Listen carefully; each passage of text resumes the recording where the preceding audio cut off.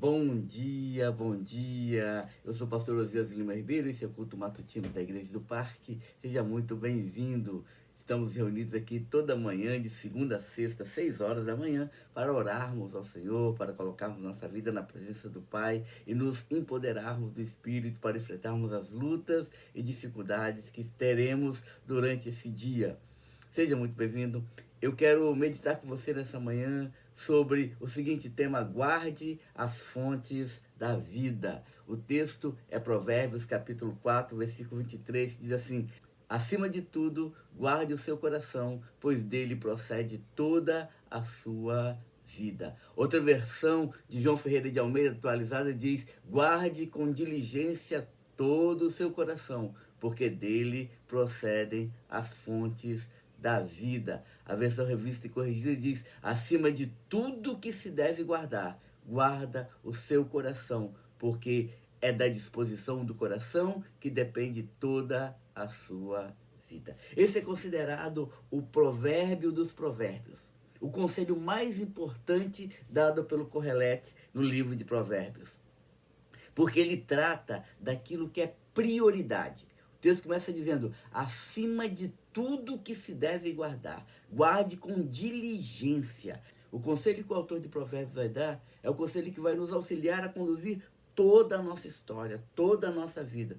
Todas as nossas atitudes dependerão desse conselho. Muitas vezes nós vivemos a vida tentando mudar atitudes, hábitos, comportamentos, vícios, compulsões, e não compreendemos que estamos tentando mudar o fruto e não a árvore. Estamos tentando mudar as consequências e não a fonte desses problemas. Se queremos transformar a nossa maneira de ser, nós devemos estar cuidando do nosso interior, cuidando do nosso coração. Guardar o seu coração significa que você deve tomar cuidado com seus pensamentos, com seus desejos, com as suas emoções.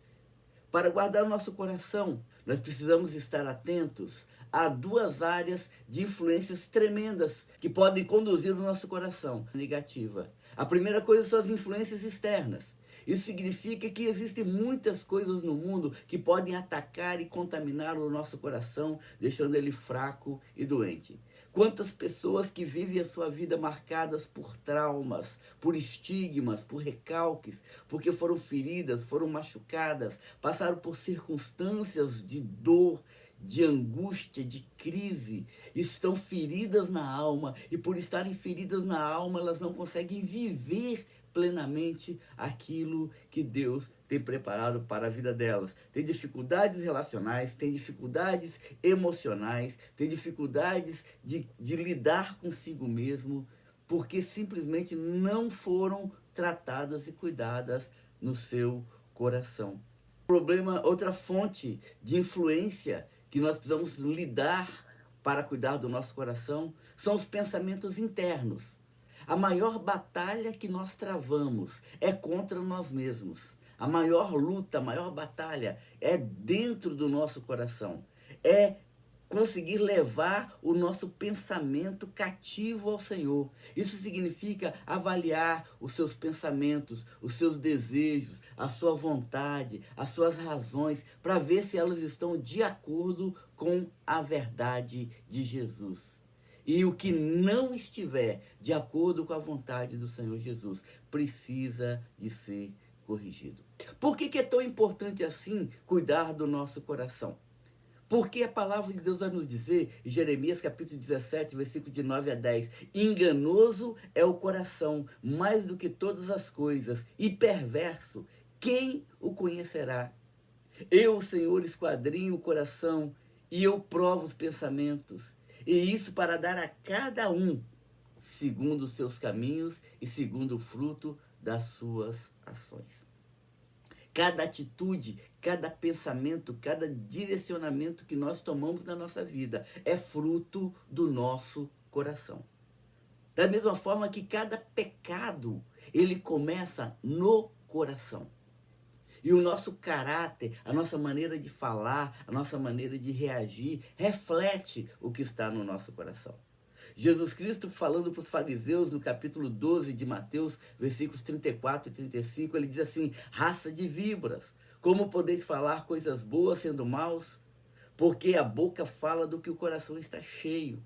O homem bom, do bom tesouro do seu coração, tira coisas boas, mas o homem mau, do mau tesouro do seu coração, tira coisas más.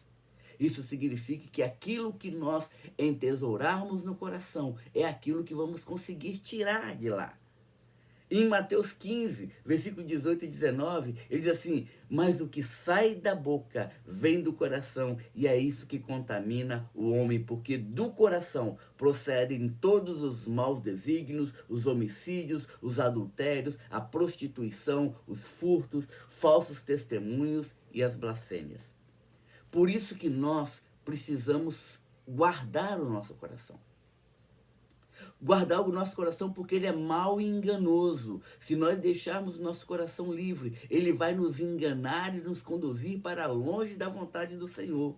Porque dele procede uma fonte de todos os pecados, de todo o mal. E como que nós vamos guardar o nosso coração?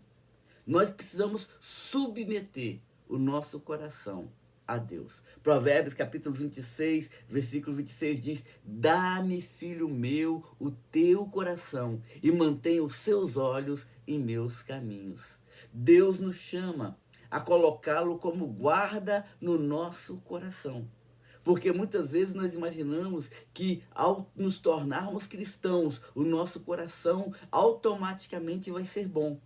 Mas não, nós continuamos ainda tendo pensamentos que não são bons, pensamentos que podem nos direcionar para longe da vontade do Senhor. E nós precisamos mudar os nossos pensamentos para que o nosso coração seja tratado pelo Senhor. Precisamos fazer aquela oração que o salmista faz no Salmo 51, versículo 10.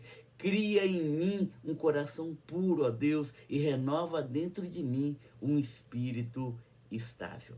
Um coração puro, um coração direcionado para a vontade do Senhor. É um coração que é tratado e trabalhado pelo Espírito Santo de Deus. Segunda coisa que eu quero dizer para você: conduza o seu coração para aquilo que é bom e alimente o seu coração com influências que o conduzam para a santidade. O Salmo número 119, versículos 10 e 11 diz assim: eu te busco de todo o coração. Não permita que eu me desvie dos seus mandamentos. Guardei a tua palavra no meu coração para não pecar contra ti. Então, alimente o seu coração da presença do Espírito Santo de Deus e da palavra do Senhor.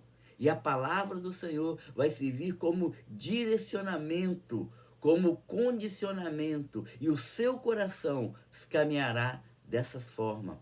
Afaste-se das coisas más e gaste tempo com pensamentos e coisas boas. Olha o que Paulo diz, escrevendo aos Filipenses, no capítulo 4, versículo de 6 a 7. Não andem ansiosos por coisa alguma, mas em tudo, pela oração e súplicas e com ações de graças, apresente os seus pedidos a Deus. E a paz de Deus, que excede a todo entendimento, guardará o coração e a mente de vocês em Cristo Jesus.